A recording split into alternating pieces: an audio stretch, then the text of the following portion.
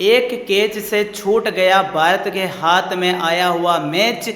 ये रहे भारत के 5 गुनहगार, जिसकी वजह से हमने जीते हुए टेस्ट मुकाबले को हराकर सीरीज को भी गंवा दिया। बिल्कुल भाई, टेस्ट सीरीज को बचा सकते थे, मुकाबला हमारे हाथ में था, लेकिन भाई हमारी एक गलती पड़ गई भारी। हम बताएंगे कि कैसे हम जीते हुए मुकाबले को हारे, क्या कर सकते थे, क्या हो गया, पूरी डिटेल में बताएंगे कौन कौन है भारतीय टीम की शर्मनाक हार के जिम्मेदार। लेकिन उससे पहले दोस्तों एक बार वीडियो को लाइक कर दो और साथ में अपना कमेंट जरूर करो कि आपके हिसाब से टीम इंडिया की हार का सबसे बड़ा गुनहगार कौन सा खिलाड़ी या फिर कौन है। बिल्कुल, इसके साथ ही सबसे पहले हम बात करते हैं जोई रूट और हैरी ब्रूक की बल्लेबाजी को देखते हैं। भाई हमारे मुंह से केवल एक ही चीज़ निकली, भाई सब तड़पा तड़पा कर उड़ाया है। भाई ना माहौल बनाया, ना सिस्टम सेट किया। मीटर भी बड़े थे, सब सिस्टम सेट था, लेकिन हमारे गेंदबाजों ने हमारी वाट लगाई है। गेंदबाजों की क्या बात करूं, हमारा कप्तान लॉलीपॉप बना हुआ था। कप्तान क्या, हमारा पूरा कोचिंग स्टाफ में गौतम गंभीर की तो मैं क्या ही बात करूं। भाई सिस्टम ही समझ में नहीं आता। बांग्लादेश से उस बंदे ने सीरीज जिताई,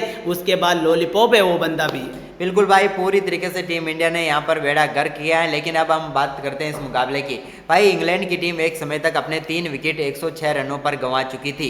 इसके बाद तो लगा था कि हम इस मुकाबले में जीतेंगे, लेकिन भाई हैरी ब्रूक जैसे ही आक्रामक क्रिकेट खेलने लगा तो हैरी ब्रूक को यहाँ पर आउट करके पेविलियन भेजने का बेहतरीन मौका मोहम्मद सिराज ने छोड़ दिया। क्योंकि सिराज अगर वो कैच पकड़ लेता, जो कि कैच तो उसने पकड़ा, लेकिन अगर बाउंड्री रोप की ध्यान रख लेता, पीछे पैर ना लगता, तो भाई वो छक्का नहीं होता और हैरी ब्रूक बाहर होता। हैरी ब्रूक बाहर होता मतलब उसका शतक भी नहीं होता, तो मतलब हम मुकाबले में जीत सकते थे। बिल्कुल, वो कैच के बाद इस बंदे ने फिक्स 100 रन और ज्यादा बनाए। अब आप देख सकते हैं भाई सिस्टम तो हमारा वहीं फ्लॉप हो गया ना, और वो कैच हम सभी खिलाड़ियों ने दिमाग में बिठा लिया, भाई अब कुछ करना ही नहीं है। वो कैच छोड़ दिया तो अब मैच कैसे जीत सकते हैं भाई, यही मानसिकता बन गई हमारे खिलाड़ियों की।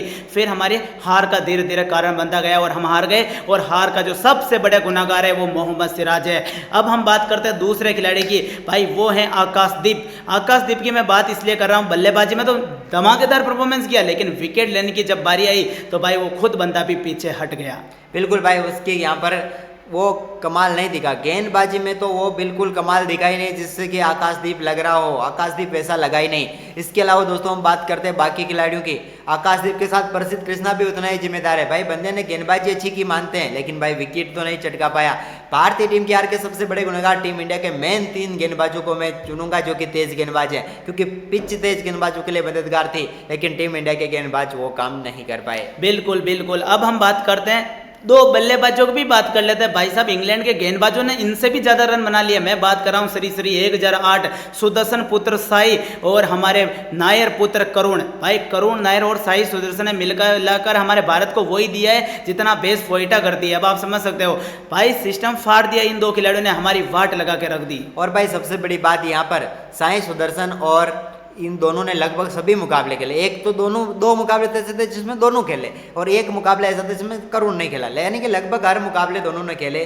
कम से कम दोनों ने 10 पारियां खेली होगी, लेकिन एक भी पारी ऐसी नहीं निकली जहां पर इन दोनों ने आकाशदीप जैसी बड़ी पारी खेल दी और 67 रनों की। भाई इन्होंने 61 रनों की ही खेली थी। बिल्कुल, अब हम बात करते हैं अगले सबसे गुनहगार में हमारे आएंगे श्री हमारे भारत के प्रमुख विख्यात भाई शुभमन गिल। भाई रन बनाए बंदे ने, सबको सिस्टम सेट किया, लेकिन भाई इस बंदे ने रन भी वहां नहीं बनाए ना जहां 200 रन चेस करने थे। वो टेस्ट मुकाबला बिल्कुल हमारे हाथ में था, लड्डू पड़ा हुआ था, लेकिन हमारे पिछले में जाके फूटा। और कप्तानी बिल्कुल घटिया थी। माहौल बनाना पड़ता है जीतने के लिए। भाई ना तो फील्ड पर माहौल बनाया, ना ही घेरा बनाया, ना गेंदबाजी में अग्रेशन दिखा। भाई चिल्ला चिल्ला कर भी खिलाड़ियों को भगाया जा सकता है, लेकिन ना, हमारे तो खिलाड़ी एक बाउंड्री सीमा के पार, एक उधर। भाई ग्राउंड के जो मेन 30 गज का दायरा होता है ना, वहां तो खिलाड़ी नजर ही नहीं आ रहे थे जब हैरी ब्रूक और जोई रूट बल्लेबाजी कर रहे थे। बिल्कुल, यानी कि पूरी तरीके से भारतीय टीम की कप्तानी भी खराब ही रही। कप्तानी की वजह से हम कुछ मुकाबले हारे, क्योंकि यहाँ पर कप्तान ने उस प्रकार से फैसले लिए ही नहीं जिस प्रकार से लेने चाहिए थे।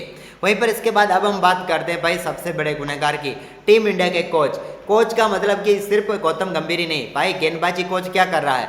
गेंदबाजी कोच तो आराम से भाई बाहर बैठा हुआ है, उसे कुछ पता ही नहीं है कि भाई गेंदबाजों को सिखाना भी है, क्योंकि भाई इतनी मददगार पिच है, वहां पर भी वो हग रहे हैं। भाई गेंदबाजी कोच का सिस्टम ऐसा है कि गेंदबाजी कोच को तो इंग्लिश आती है, और हमारे सिराज को इंग्लिश ही नहीं आती है। सिराज को हिंदी आती है, तो उस कोच को तो हिंदी आती ही नहीं है। भाई हिंदी इंग्लिश में फंसे हुए हैं। भाई वो कोच समझाए तो समझाएगा, भाई वो बोलता भी होगा अंग्रेजी में, वो सिराज को समझ में भी तो नहीं आता होना। भाई हमारे भारत में कोच की कमी थोड़ी है। भाई बहुत बढ़िया बढ़िया कोच है। जहीर खान भाई इस मोरकल से बढ़िया कोच नहीं है क्या? भाई अच्छा है, वो भी अच्छा खासा कर सकता है। भाई इसके साथ ही बहुत सारे कोच जैसे बैठे हुए हैं गेंदबाजी कोच जो भारत की नैया पार करा सकता है, लेकिन हमारे गंभीर ने तो पूरा साम्राज्य अपने दम पर खड़ा किया ना, वो इसी वजह से हमारी वाट लगी पड़ी है। गंभीर ने असिस्टेंट कोच खुद चुना, बैटिंग कोच खुद चुना और साथ ही साथ बॉलिंग कोच भी खुद चुना। और भाई भारत की किस्मत की वाट किसने लगाई? बांग्लादेश सीरीज को छोड़ दे, उसके बाद इंग्लैंड की सीरीज, ऑस्ट्रेलिया की सीरीज, न्यूजीलैंड की सीरीज, तीनों टीमों ने मिलकर हमको हराया नहीं है, हमको जख्म दिए और न्यूजीलैंड ने तो हमारे घर पर जाकर हमारी वाट लगाई है। यानी कि भाई देखा जाए तो टीम इंडिया की हार के सबसे बड़े गुनहगार हमने आपको बता दिए हैं। अब टीम इंडिया में क्या क्या बदलाव होने चाहिए आने वाले टेस्ट मुकाबलों में, आप कमेंट करके जरूर बताएं। मैं तो सिर्फ इतना कहना चाहूंगा कि भाई अभिमन्यु ईश्वरन को अब तो मौका दे देना, क्या फिर बंदे को बूढ़ा करके छोड़ोगे क्या? बिल्कुल, अभिमन्यु ईश्वरन भी देखता होगा, साले देखते देखते 6-7 खिलाड़ियों ने डेब्यू कर लिया, मेरा नंबर कब आएगा? अब आएगा भाई। वो कहते हैं ना कि किस्मत के दरवाजे कभी ना कभी तो खुलेंगे। अब आप कमेंट सेक्शन में कमेंट कर दो यार फटाफट, आप भी हार गए तो भाई निराश तो आप भी होंगे जो वीडियो को देख रहे हैं। बताओ भारत के रियल हकदार वो कौन से खिलाड़ी जिसकी वजह से हम ये टेस्ट मुकाबला हारे? कप्तानी को 10 में से नंबर भी दोगे या दोगे ही नहीं, यही बता दो। वीडियो को इतना शेयर करो ताकि भारत के ड्रेसिंग रूम तक पहुंच जाए और वो खुद देखने लग जाए कि विलन कौन है इस टेस्ट मुकाबले का। तो भाई चलते हैं, जय हिंद जय भारत।